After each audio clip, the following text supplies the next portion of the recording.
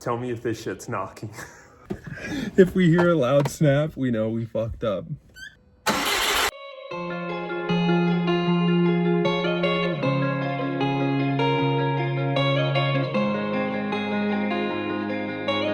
Al's made it. That's good.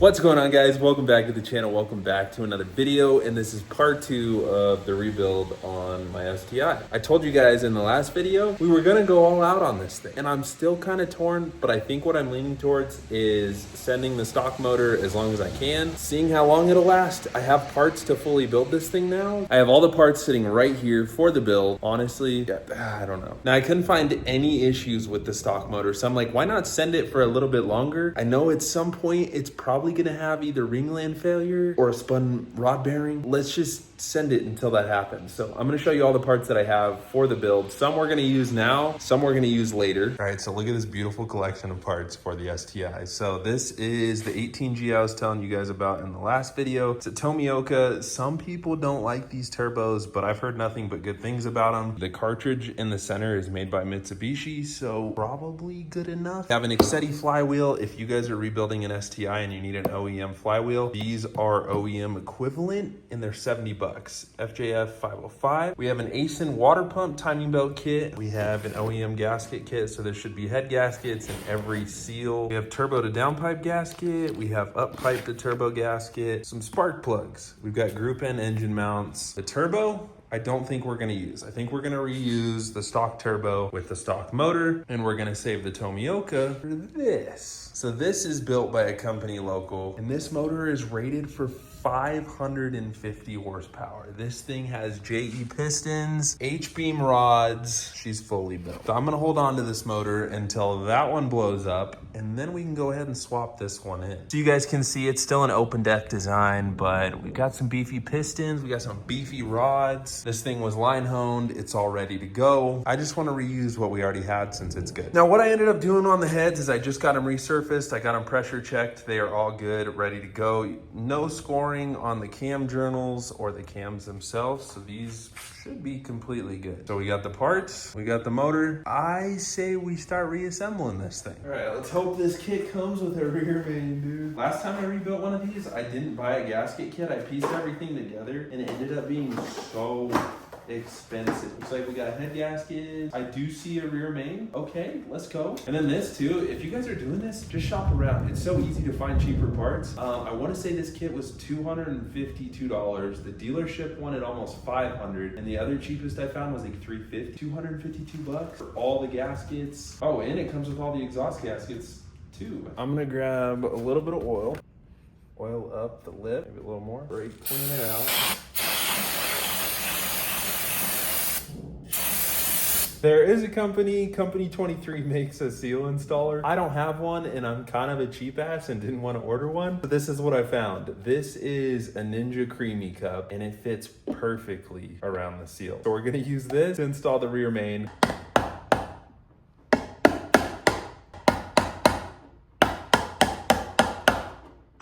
We're so close.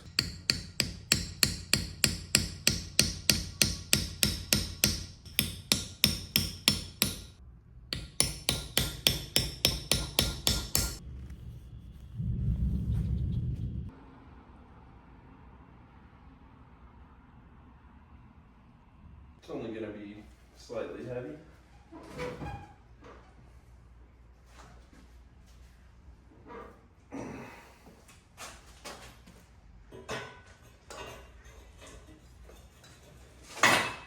Got it. So I got my oil pan cleaned, but I wire wheeled the outside so I can reuse it because we didn't have any bearing material go through it or in it. So it's gonna be fine. And I know a lot of you guys are probably thinking, you already have the parts, why not just throw them in? I really want to test my theory of that this block is good. I know at some point this motor is gonna fail because all Subaru blocks do. Really don't think it was knocking. I mean, Everything on it looks crispy. The cylinder walls look fine. The bottom looks fine. And if it ends up not being good, I'm out head gaskets and a few seals. So I'll just buy another $250 kit, take it all apart. I think I'm gonna do the heads, fix them, do a valve job, throw them on the new block, and then send it. What I always do is go all out on these builds. So instead of going all out, I wanna see if I can fix it. Just like fix what the actual issue is, reseal it, and make it perfect. So it's kind of an experiment, just my own personal experiment. So it's time. I've got the motor all ready to go. I cleaned out the cylinder walls a little bit. I'm gonna oil them up and put the fresh head gaskets on. You guys already know it's got ARP head studs. I'm gonna make sure these guys are tight. Clean the mating surface a little bit. All right, so I'm gonna take a little bit of brake clean. Oh God,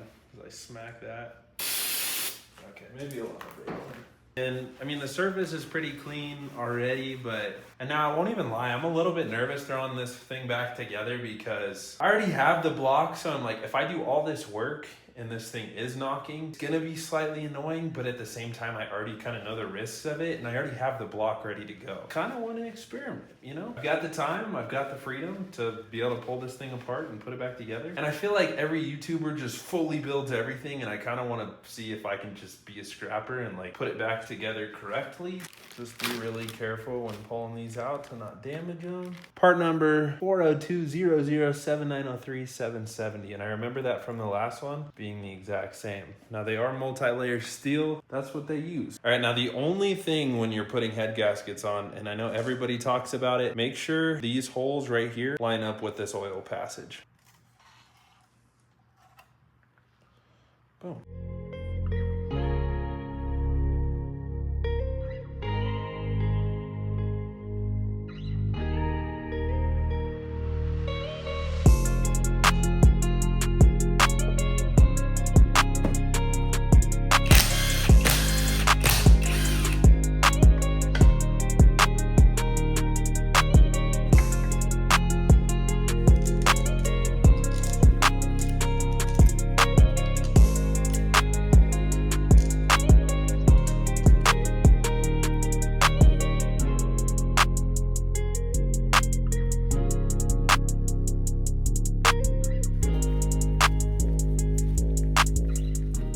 Now I'm gonna go ahead and torque these things down. I got the nuts with the ARP assembly lube on it. I had some extra luckily from the last STI build, so I put some on one nut, I rub them together, and I twist them on. I just got these hand tight, and if you guys have never done these, ARP recommends doing increments of 30, 60, and 90, and it goes 1, 2, 3, 4, 5, 6. Pretty easy, pretty standard. Way easier than stock head studs on these things, so. And I got a new torque wrench. All right, let's do 30.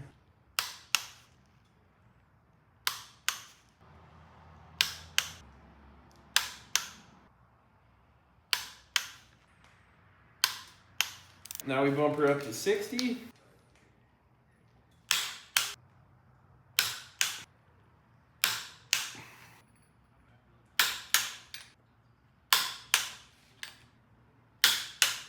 Now time for the big gun. Look at this. Oh, that icon. Oh, we upgrading.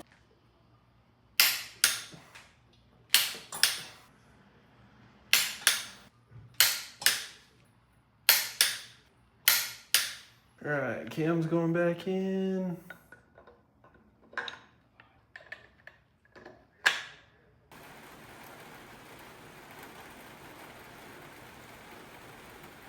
If you guys are taking your motor apart and you're not replacing your oil pump with a new one, even if you're replacing with a new one, take these screws out and Loctite them. Now, one of these, when I took it off, was already loose. So I'm gonna go ahead, I'm gonna get all of these out and then re-Loctite these, because these are notorious for backing out. And if these back out fully, you lose oil pressure and you lose a motor. So you're gonna need one of these punches. This one's super nice. A friend of mine let me borrow it. It's like an impact screwdriver. So it'll make it easy to tighten them and loosen them.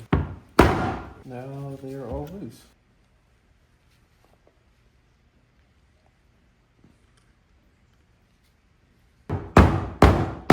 I'm gonna start getting everything bolted onto here. I'll show you guys the torque specs and how I RTV everything because it's kind of annoying. I feel like these motors are just all RTV. I'm gonna reuse the stock oil pan. Got this all cleaned out. The mating surface is all good. I tried to clean it out as best as I could. Got the cam caps all cleaned off. I got this mating surface that we're gonna put our TV on clean. These things look pretty mint. I got the new seal on the oil pump. This thing is fully flush.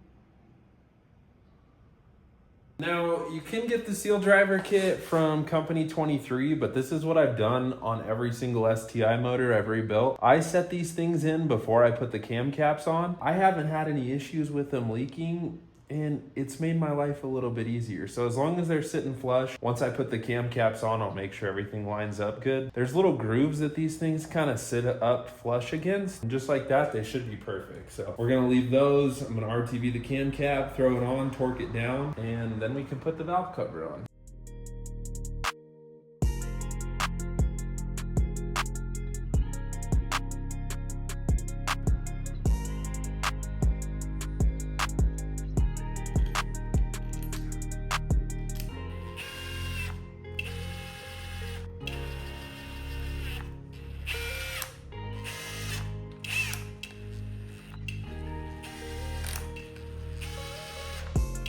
These bolts right here and these bolts right here are 14.5 foot-pounds, and then these front ones are 7, it says in the manual, but I always do 8. And then once you torque these things down, just make sure that the cams still spin freely.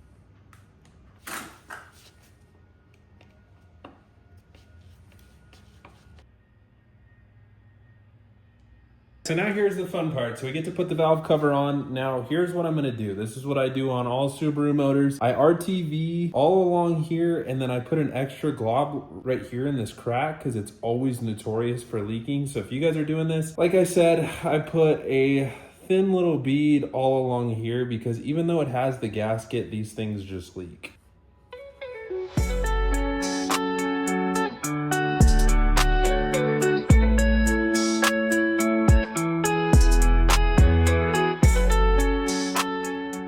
Like we're all seated on. These go to 4.7 foot-pounds. I'm gonna say 5 foot-pounds.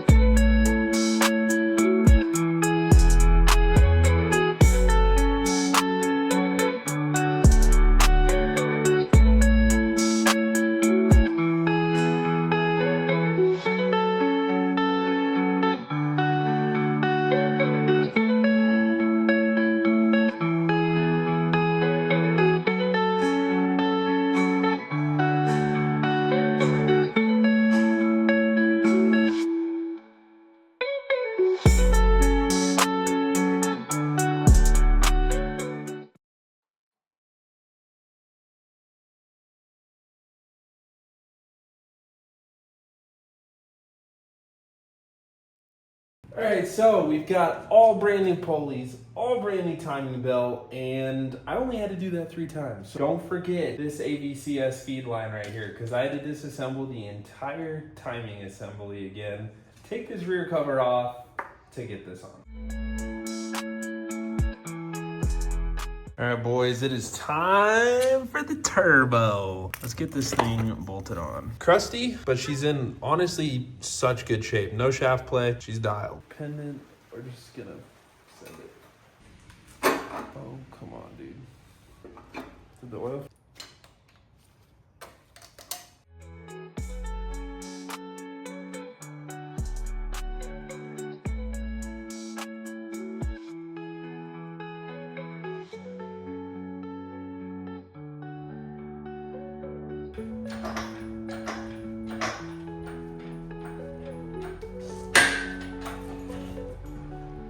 All right, so this is an Excetti OEM clutch kit because we're just going for stock power. We don't need anything crazy. Well, when you don't have the right bolts for the flywheel, you go on a late night Facebook adventure. Facebook Marketplace came in clutch. I hit a guy up. He had these 20 bucks later, and I've got the right ones.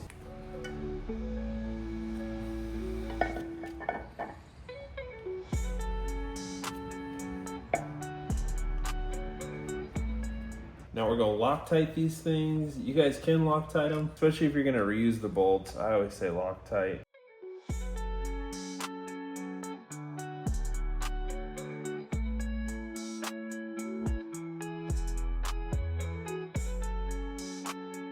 Let's see what we got. All right, so we already installed the clutch bearing, got our guide tool, got our new throw out. Here is our clutch. Looks pretty stock.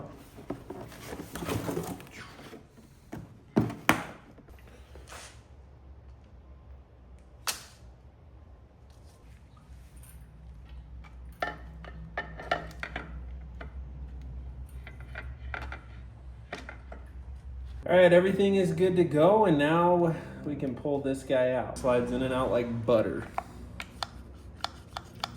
Successful clutch install.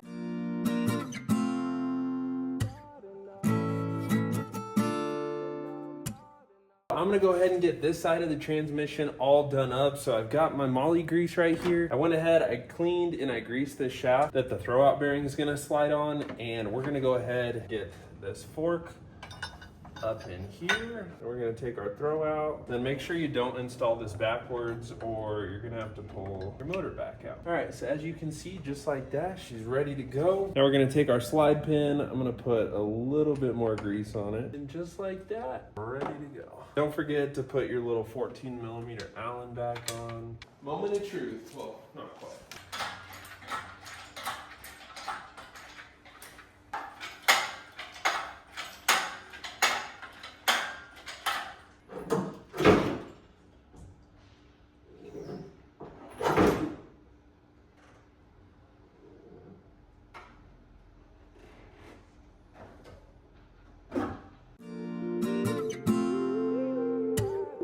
Straight up, we got another one.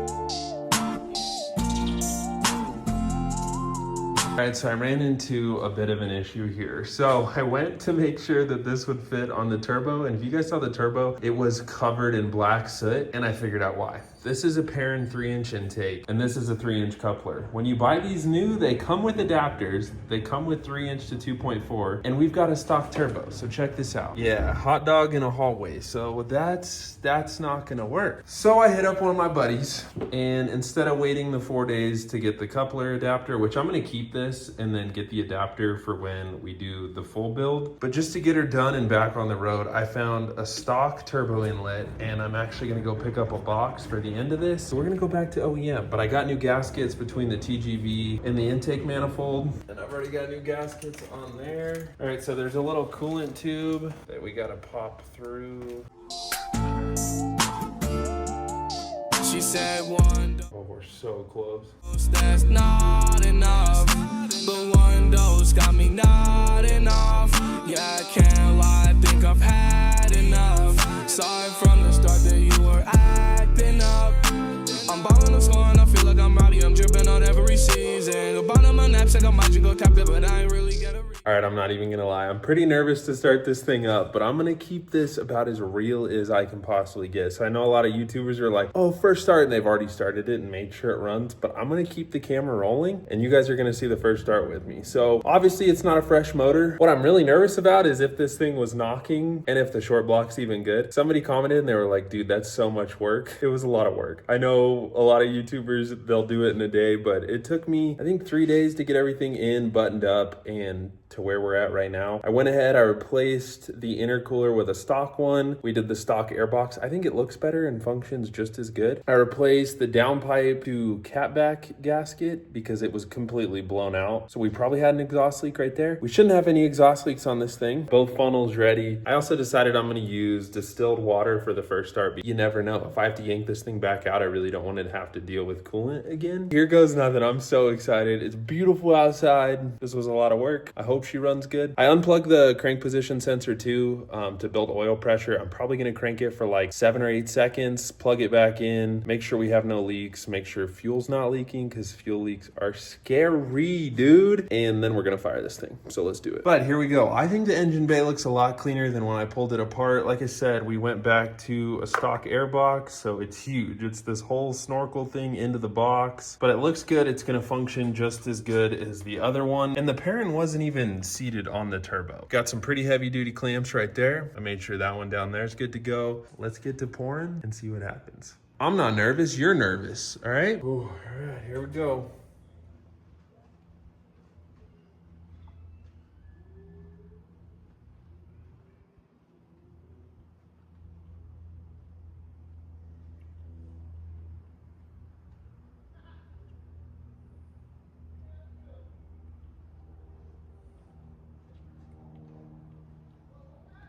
All right, shows we got some oil right under the full mark. All right, so now I'm gonna hop in the car. I'm gonna turn the ignition on because that will send fuel to the fuel rail and we're gonna see what happens. I always get so nervous. I think this is my 4th or 5th time doing this, but I still just get a little nervy. Car just collapses. All right, baby. And we have no power. Why do we have no power? Hold on. I hooked the battery up, dude. Oh God. You guys are just here with me. We got all our grounds. ECU's hooked up. That ground over there is good. Let me make sure the terminals are tight. All right, those are tight now. I didn't forget the ECU, okay? All right, let's hop back in. See what happens.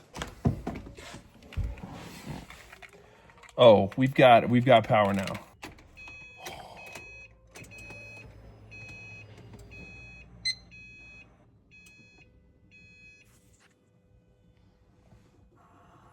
We got power, 91,000 miles on her, baby. Let's go check the fuel rails and see. Let's see. Oh, don't smell any fuel. All right.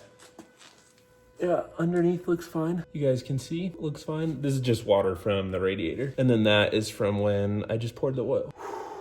I'm a little nervous. Tore this thing completely down to a short block. I already unplugged the crank position sensor, so it's just gonna crank for a sec and then we'll know timing's good. All right, let's do this. Ain't nothing to it but to do it, dude. If we hear, oh God, if we hear a loud snap, we know we fucked up. It's a little less squeaky. We have a transmission. Here we go. 3, 2, 1. Timing's good.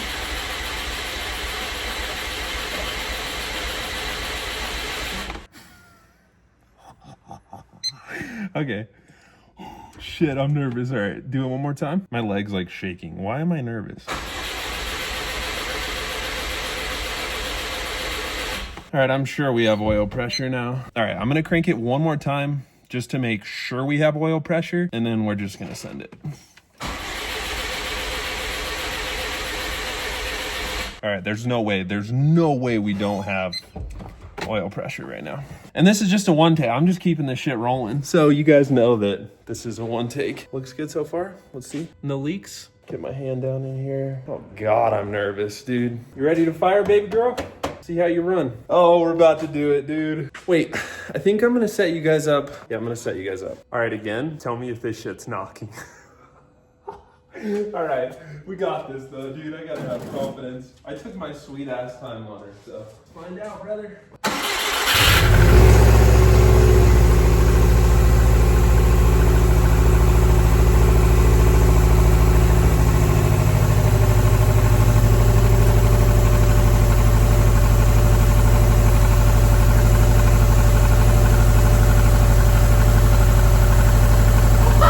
Let's go, dude.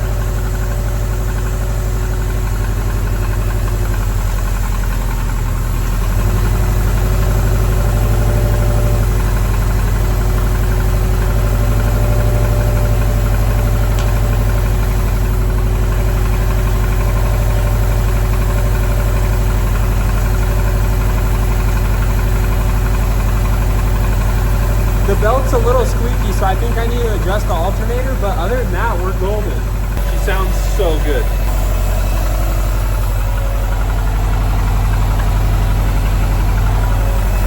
So the belt's a little loud, but I think that's all that noise is. She's definitely not knocking. I'm sure she's good.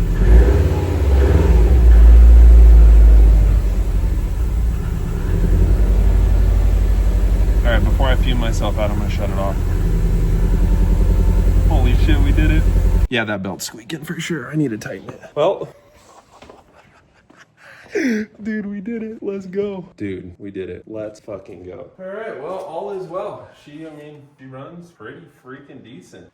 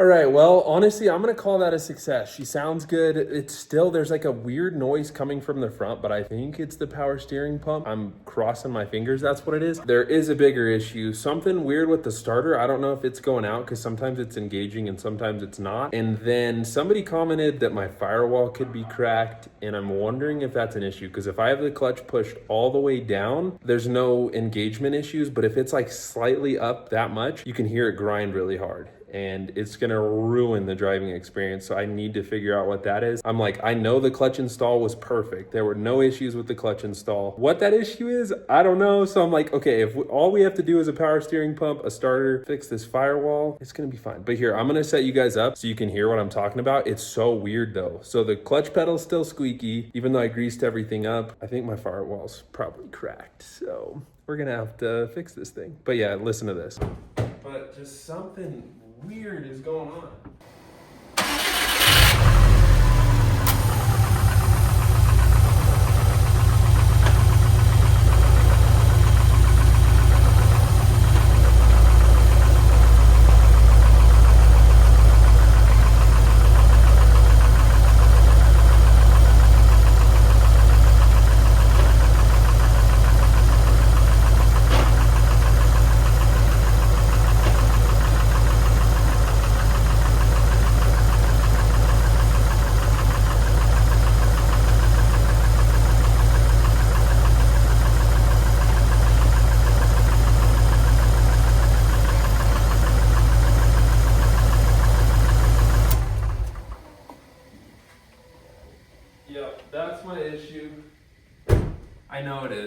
That's 100% my issue. And when I got in the car, I just tested it out. If you push the clutch pedal in, the assembly's not supposed to move and it shifts over to the right just a little bit every time I push it in. That definitely means that my firewall is cracked and we're gonna have to fix this. So I think I'm gonna take this off. I have to order the kit. It's like a bunch of bolts that you put a thread through, then you have to thread seal it and you basically are stitching it back together. That'll probably fix that issue. I'm 99% sure we need a starter, and I'm gonna come back in the morning and see if there's a bunch of fluid underneath that power steering pump. So a few minor bugs to fix, but honestly, she sounds so good, so solid, revs great, no check engine lights, nothing. She's perfect. I'm getting really good at fixing things. And now I did want to say I do have a bit of OCD when it comes to cars, and when I strip stuff apart, I want to replace everything with brand new components or rebuild every single piece. Like, I want everything fresh, everything new, and this is not the way I usually do things. And I don't even want to call this part one of the build because it's not even like my definition of a build. It's just putting it back together and testing a theory that the short block was good. And I'm 99.9% sure the short block is good. Just a few little bugs to fix. So the clutch should be perfect. We just need to fix the firewall. So that's going to be the next project. If you guys get an 09, that might be an issue. I can't wait to keep tinkering with this thing because I actually got really sad that I was done with the project because I was like, what am I supposed to do now that it's done? She's going to make a good daily once I'm finished. Keep the miles off of this thing. Great success.